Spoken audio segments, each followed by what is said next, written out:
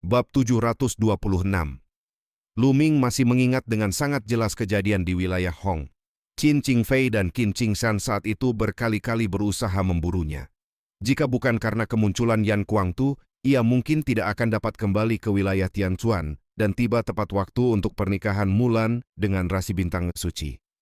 Awalnya, karena berbagai peristiwa telah berlalu dan banyak hal lain yang harus diselesaikan, Lu Ming tidak sempat pergi ke wilayah Hong untuk mencari Qin Qingfei dan yang lainnya. Namun ia tidak menyangka bahwa kedua orang itu justru datang sendiri dan memprovokasi dirinya. Karena mereka telah muncul di hadapannya, Lu Ming tentu tidak berniat membiarkan perkara lama itu berlalu begitu saja. Ketika Lu Ming melangkah maju, wajah Qin Qingfei berubah drastis. Ia tanpa sadar mundur selangkah. Dahulu Lu Ming bahkan mampu bertarung seimbang dengan Qin Qingshan. Sekarang kekuatan Lu Ming tampak jauh lebih menakutkan. Pada saat itu Qin Qingshan maju ke depan. Auranya meledak ketika ia berdiri berhadapan dengan Lu Ming. Keinginan bertarung yang kuat terpancar dari matanya. Dalam pertemuan sebelumnya mereka tidak menentukan pemenang, sehingga ia ingin memastikan hasilnya pada hari ini. Kerumunan di sekitar mereka segera menjadi semakin bersemangat. Banyak orang telah mengenali Qin Qingshan. Ia juga merupakan salah satu jenius dalam daftar 1000 talenta terbaik, bahkan peringkatnya sedikit lebih tinggi daripada Gao Qiang. Gao Qiang yang berdiri di samping hanya mencibir dalam hati. Ia tidak perlu bertindak lagi. Ia ingin melihat seberapa hebat Lu Ming sebenarnya, berani berbicara begitu sombong di depan umum. Lu Ming memandang Qin Qingshan dengan tenang dan menyatakan bahwa lawannya dipersilakan mengerahkan seluruh kekuatan. Ia hanya akan memberi 2 kesempatan untuk menyerang. Artinya setelah 2 serangan itu, Qin Qingshan tidak akan memiliki kesempatan lagi. Ucapan itu terdengar sangat arogan. Qin Qingshan segera memancarkan aura dingin yang mengerikan. Udara di sekelilingnya membeku, kristal-kristal es muncul di langit. Tubuhnya menjadi transparan, rambutnya berubah putih seperti salju, seolah ia telah berubah menjadi manusia es. Ini adalah teknik rahasia garis keturunannya. Menghadapi Lu Ming, ia tidak berani meremehkan sedikit pun, sehingga langsung menggunakan kemampuan terkuatnya. Cahaya pedang besar membelah langit dan menebas ke arah kepala Lu Ming dengan aura dingin yang mengerikan. Kekuatannya bahkan jauh melampaui kekuatan Gao Qiang sebelumnya. Banyak orang di sekitar menyipitkan mata. Kemajuan Qin Qingshan selama beberapa tahun terakhir sangat mengejutkan. Dengan kekuatan tempurnya sekarang, ia jelas tidak lagi pantas berada di peringkat terbawah daftar 1000 talenta. Namun Lu Ming tetap berdiri tenang di udara. Tepat ketika cahaya pedang itu hampir mencapai dirinya, ia mengayunkan satu pukulan. Cahaya tinju yang memancar menembus kehampaan dan langsung menghantam cahaya pedang. Ledakan besar terjadi dan cahaya pedang itu hancur berkeping-keping. Lu Ming memandang lawannya dengan tenang. Ia mengakui bahwa Qin Qingshan memang telah mengalami sedikit peningkatan, tetapi perbedaan kekuatan di antara mereka masih terlalu jauh. Mata Qin Qingshan langsung menyusut. Ia tidak dapat mempercayai hasil tersebut. Serangannya dihancurkan dengan begitu mudah. Dengan raungan panjang ia kembali meledakkan seluruh energi sejatinya. Aura dingin di sekelilingnya terus memadat. Tubuhnya berubah menjadi cahaya pedang es yang melesat maju, seolah di seluruh dunia hanya tersisa satu cahaya pedang itu. Orang-orang di sekitar segera mundur dengan cepat agar tidak terkena dampak aura pedang yang dingin dan liar. Namun Lu Ming tetap berdiri di tempatnya.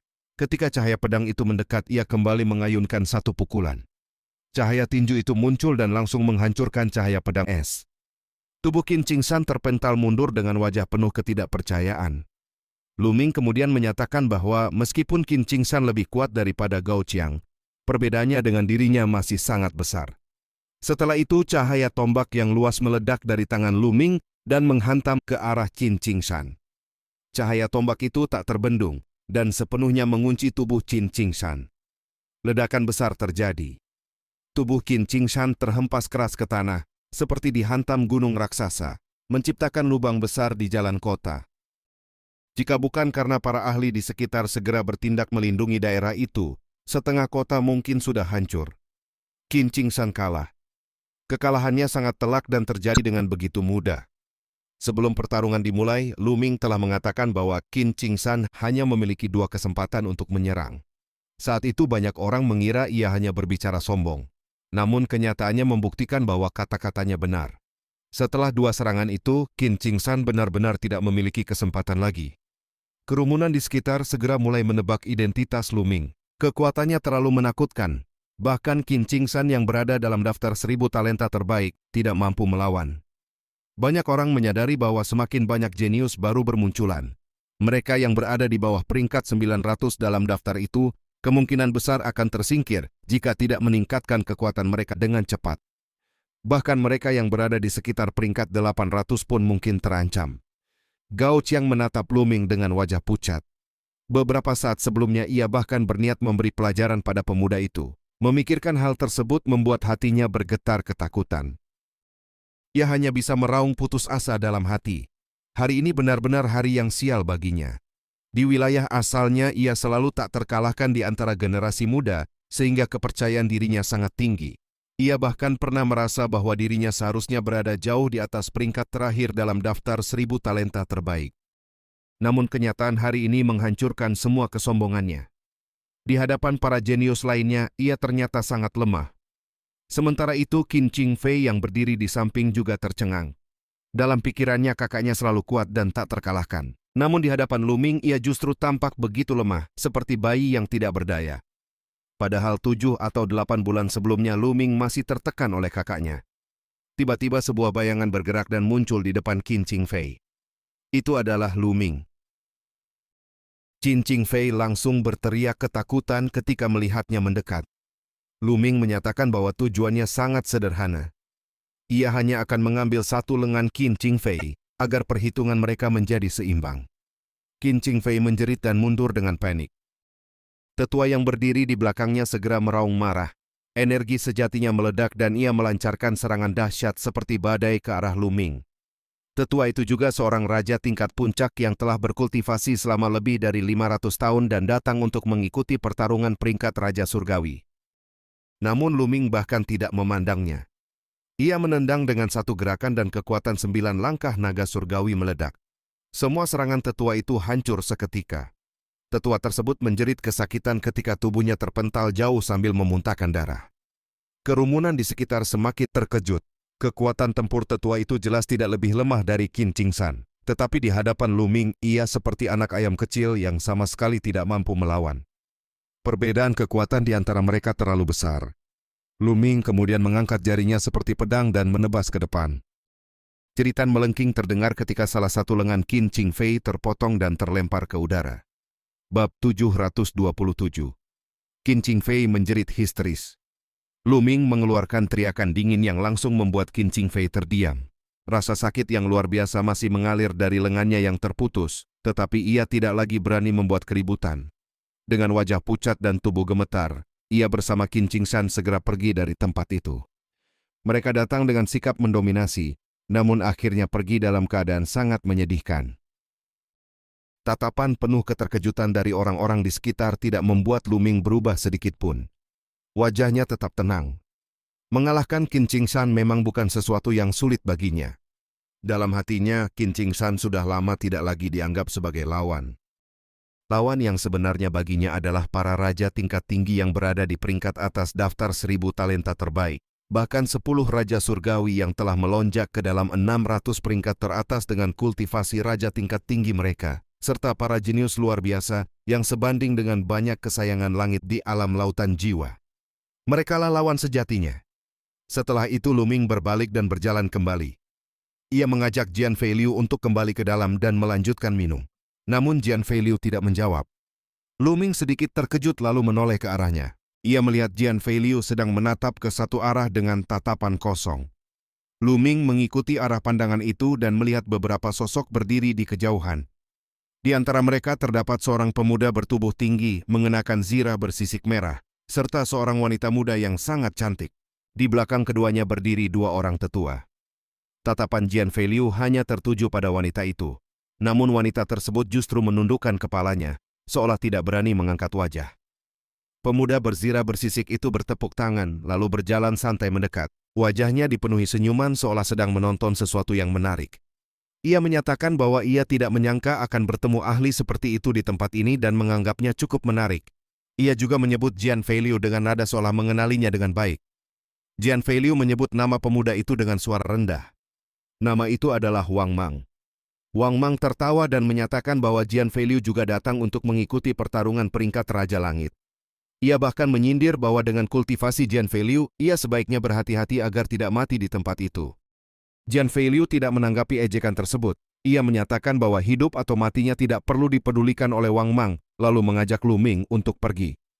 Namun Wang Mang kembali tertawa keras. Ia sengaja menarik wanita cantik di sampingnya ke dalam pelukannya.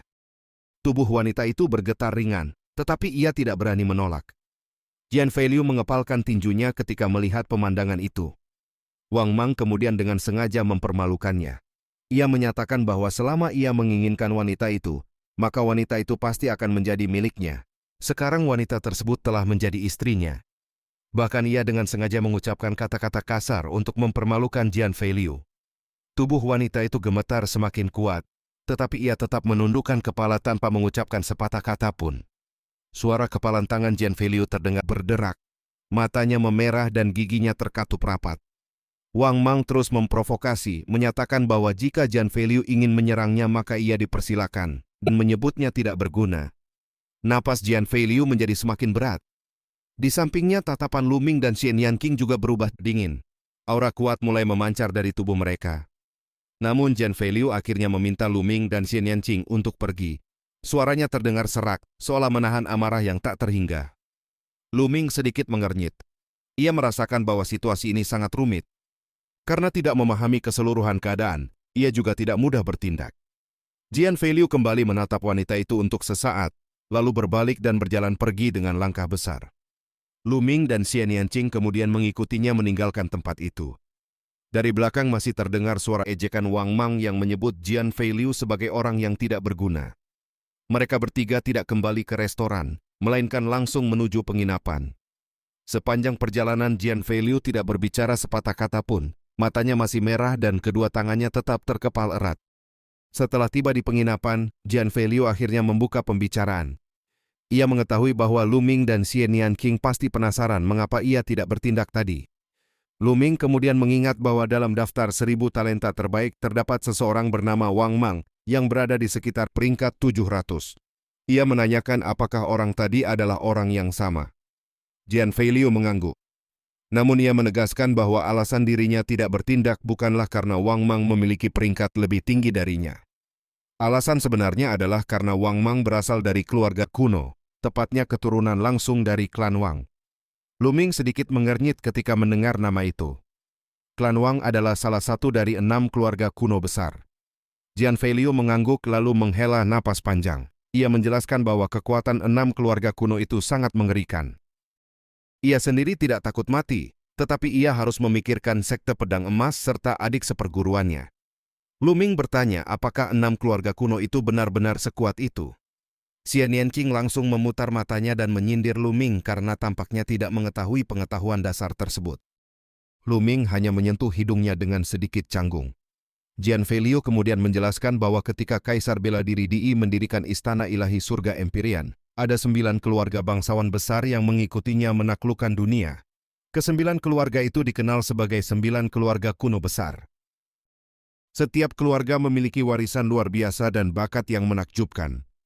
Kemudian Kaisar Bela Diri Di menghadiahkan teknik kultivasi tingkat dewa kepada masing-masing keluarga sebagai teknik pelindung keluarga. Sejak saat itu kekuatan 9 keluarga kuno tersebut berkembang semakin kuat. Seiring berjalannya waktu, 3 keluarga telah menghilang, dan hanya tersisa 6 keluarga hingga sekarang. Ke-6 keluarga kuno ini menjadi kekuatan paling kuat di dalam Istana Ilahi Surga Empyrean. Mereka semua berada di wilayah Wu Surgawi 9 Naga, dan kekuatan mereka jauh melampaui cabang-cabang istana di berbagai wilayah lain. Perbedaannya sangat besar. Mendengar bahwa mereka memiliki teknik kultivasi tingkat dewa, mata Lu Ming sedikit menyipit. Jian Feiliu menjelaskan bahwa teknik kultivasi tingkat dewa milik keluarga kuno biasanya selaras dengan garis keturunan mereka, sehingga kekuatannya menjadi sangat mengerikan. Ia kemudian memberi contoh sekte pedang emas miliknya. Di wilayah cahaya emas, sekte itu dapat dianggap sangat kuat dan memiliki ahli tahap puncak embrio roh. Namun dibandingkan dengan keluarga kuno, kekuatan mereka masih sangat jauh tertinggal. Setiap keluarga kuno memiliki banyak ahli alam roh ilahi. Lu Ming mengangguk memahami. Sebuah keluarga seperti itu hanya membutuhkan 1 ahli alam roh ilahi untuk menghancurkan sekte pedang emas. Setelah itu Lu Ming menanyakan tentang wanita yang bersama Wang Mang tadi. Jian Feiliu terdiam beberapa saat sebelum akhirnya menjelaskan. Wanita itu sebenarnya adalah adik seperguruannya sendiri. Mereka telah saling mengenal sejak kecil dan tumbuh bersama. Suatu hari ketika mereka keluar untuk berlatih, mereka bertemu dengan Wang Mang. Wang Mang langsung tertarik pada adik seperguruannya itu. Kemudian klan Wang mengirim orang ke sekte pedang emas untuk melamar. Klan Wang adalah kekuatan raksasa. Secara alami beberapa tetua di sekte pedang emas sangat bersedia menerima pernikahan itu. Yang paling ironis adalah bahwa adik seperguruannya juga bersedia menerima lamaran tersebut. Setelah menceritakan hal itu, Jian Feiliu hanya tertawa pahit pada dirinya sendiri. Lu Ming dan Xian Yanqing saling bertukar pandang, tetapi tidak mengatakan apapun. Walaupun penjelasan Jian Feiliu singkat, mereka dapat memahami keseluruhan situasi. Lu Ming tidak dapat menahan diri untuk memikirkan Lu Yao. Dahulu wanita itu juga melakukan hal yang sama, meninggalkannya demi mendekati kekuatan yang lebih besar. Dalam dunia bela diri yang kejam, kejadian seperti itu terjadi di mana-mana. Pada saat itu Xian Yanqing berbicara dengan nada dingin. Ia menyatakan bahwa sebenarnya tidak perlu terlalu takut. Ketika pertarungan perebutan keberuntungan dimulai, terdapat banyak aturan. Dalam pertarungan antar generasi muda, para tetua biasanya tidak diperbolehkan ikut campur.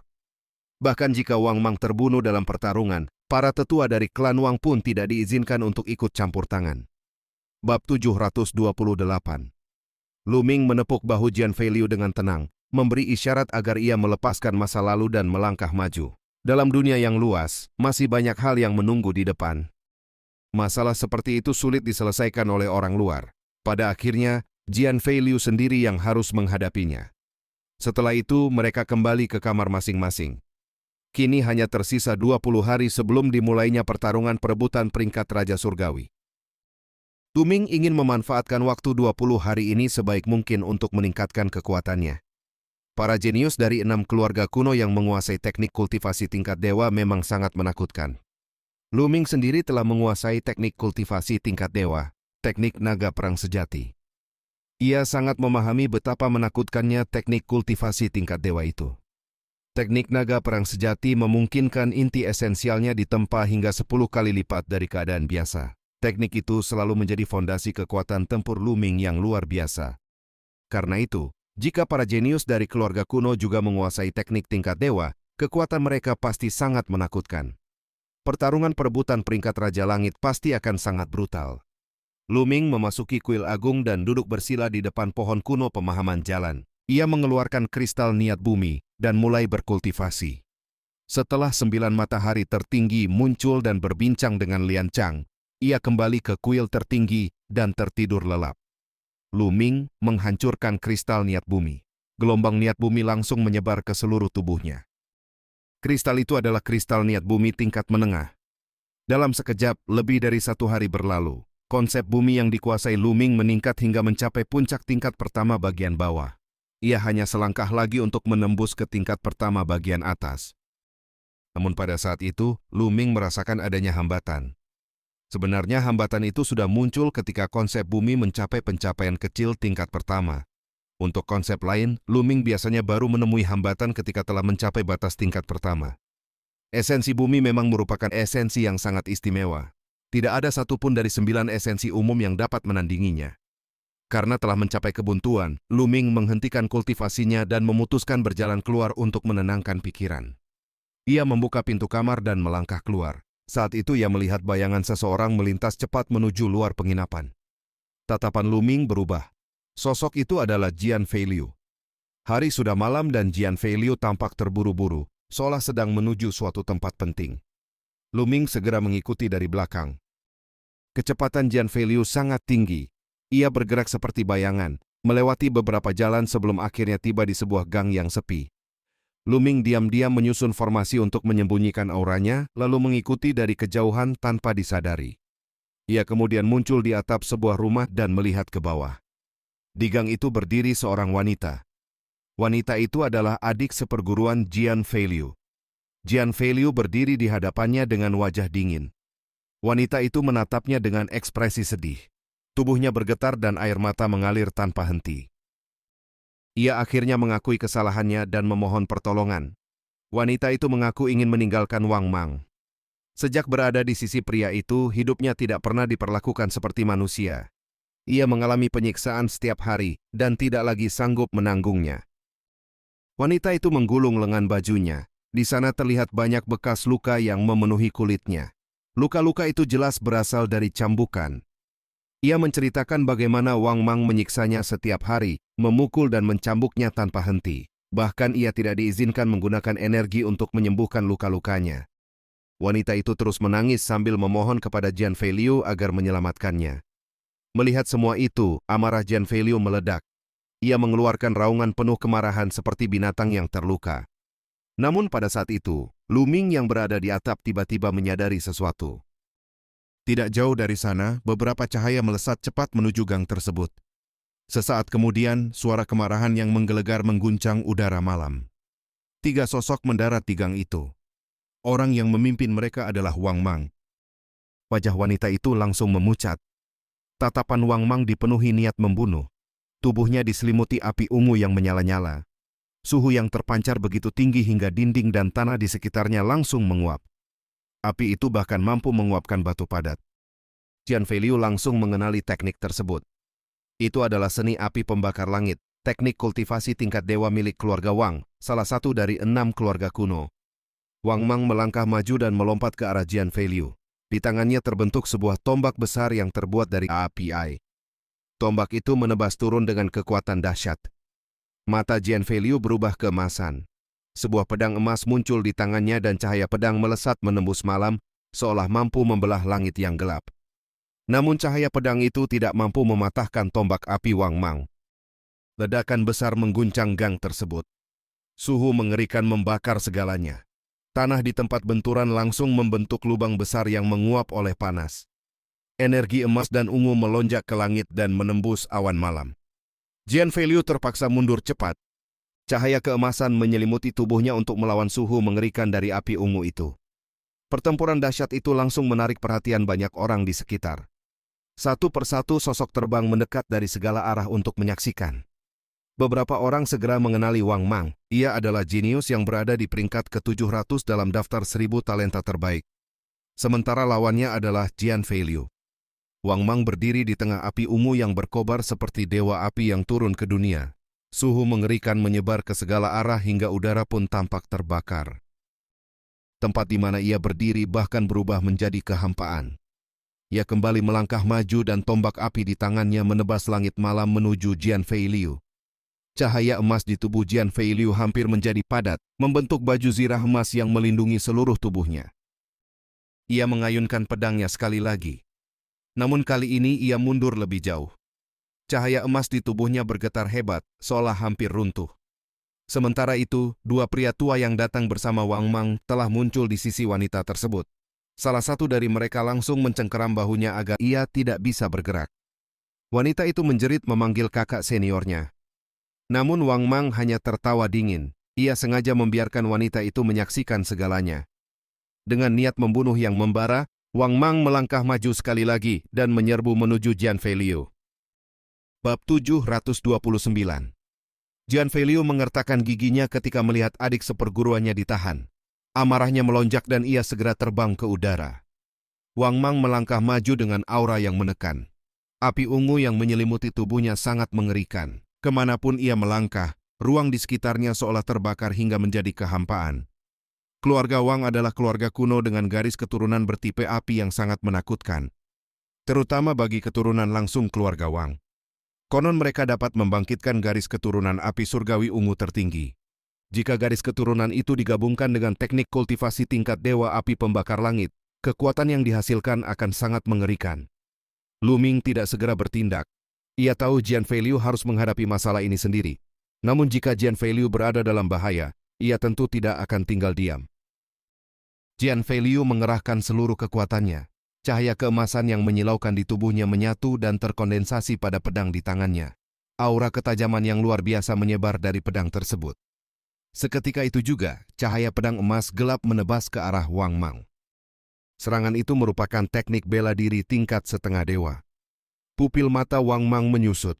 Ia mengeluarkan raungan rendah dan api ungu di tubuhnya langsung berkobar lebih dahsyat. Tombak api ungu yang menakutkan melesat keluar, membuat ruang di sekitarnya bergetar hebat. Ledakan mengerikan mengguncang langit dan bumi. Cahaya pedang emas gelap hancur berkeping-keping, sementara tubuh Jian Feiliu terlempar jauh. Darah muncrat dari mulutnya di udara. Api ungu bahkan menempel pada tubuhnya, berkobar seolah hendak membakarnya menjadi abu. Wang Mang melangkah maju tanpa memberi kesempatan. Ia menggunakan teknik bela diri garis keturunannya sendiri.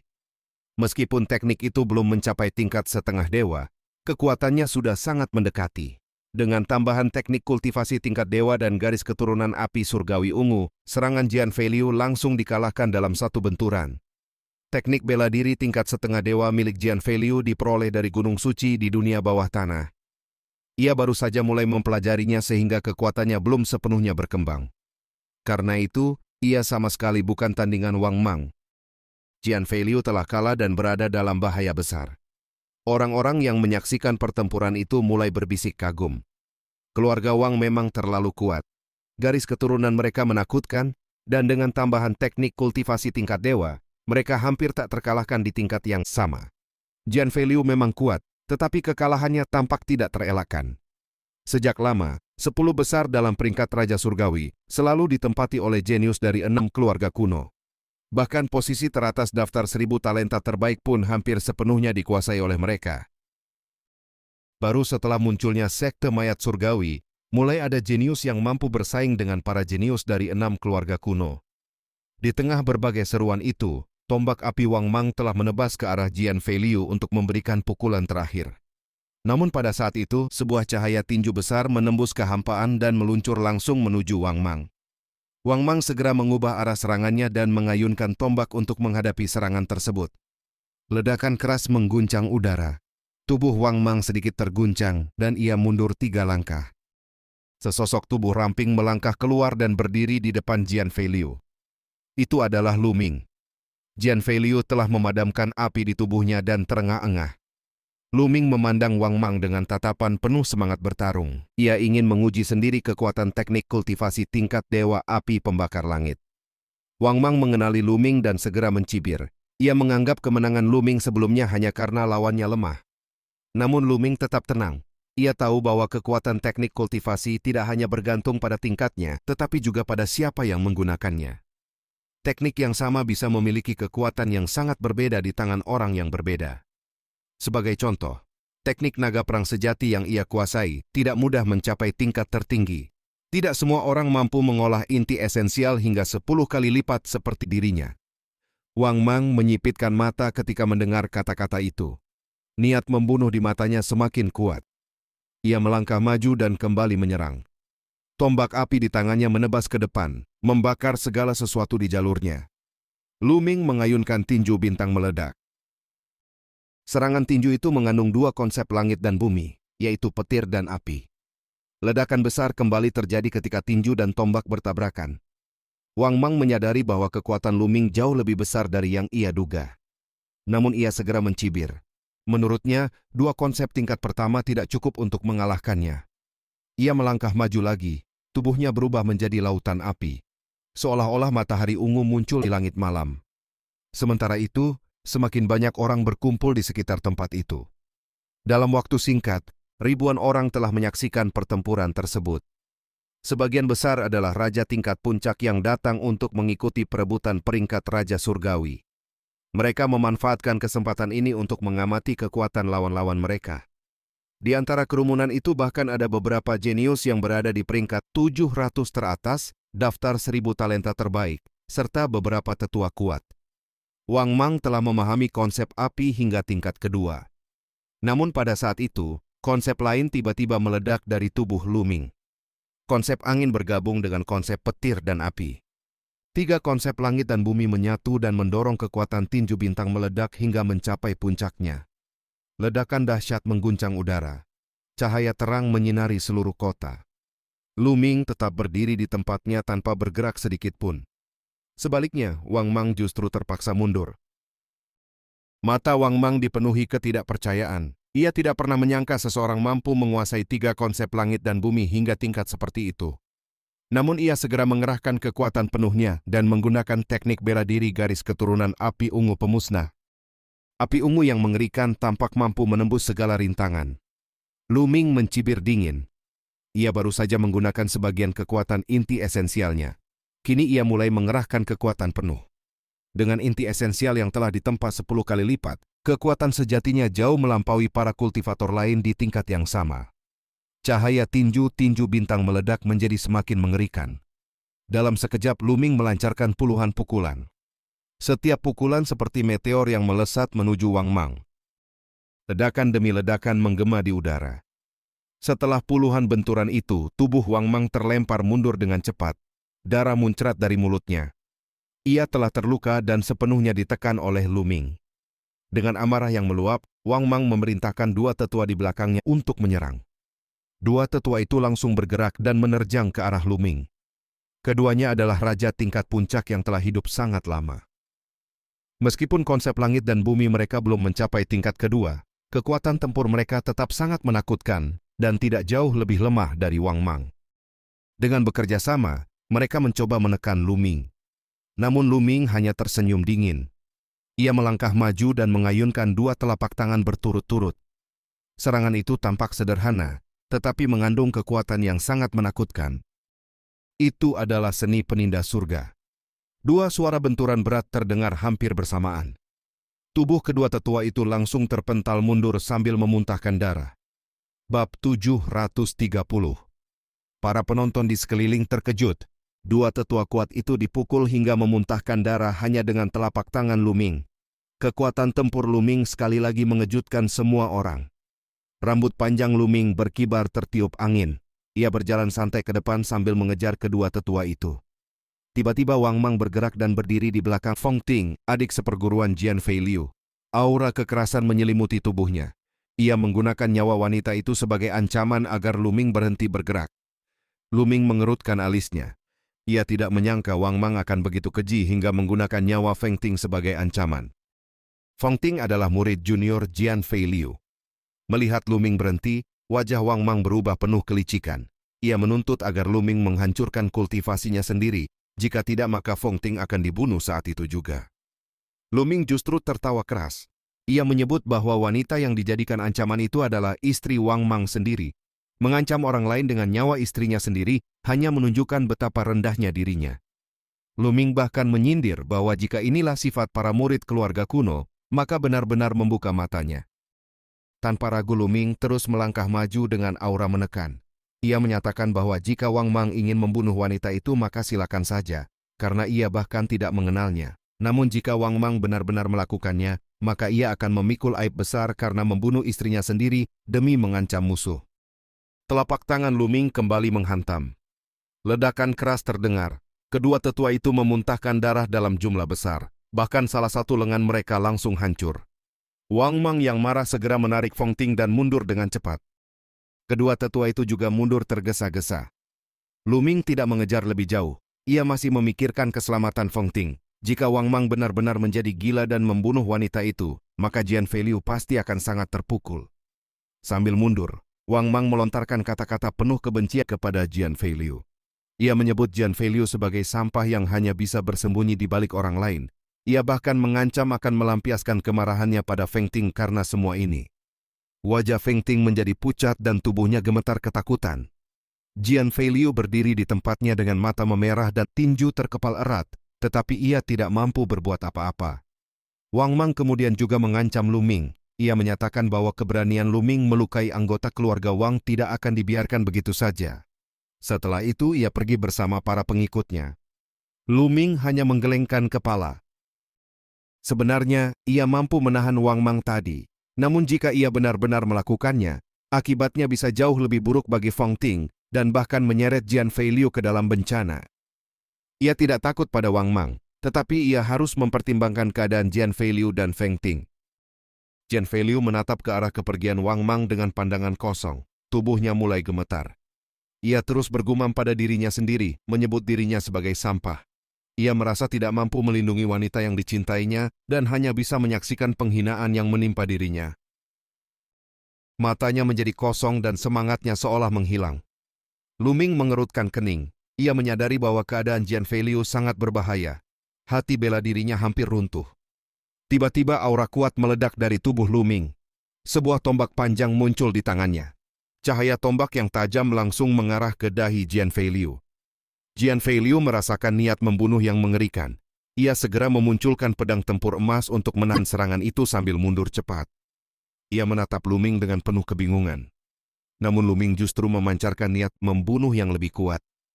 Ia menyatakan bahwa orang yang sudah kehilangan tekad seperti Jian Feiliu tidak ada gunanya hidup di dunia ini.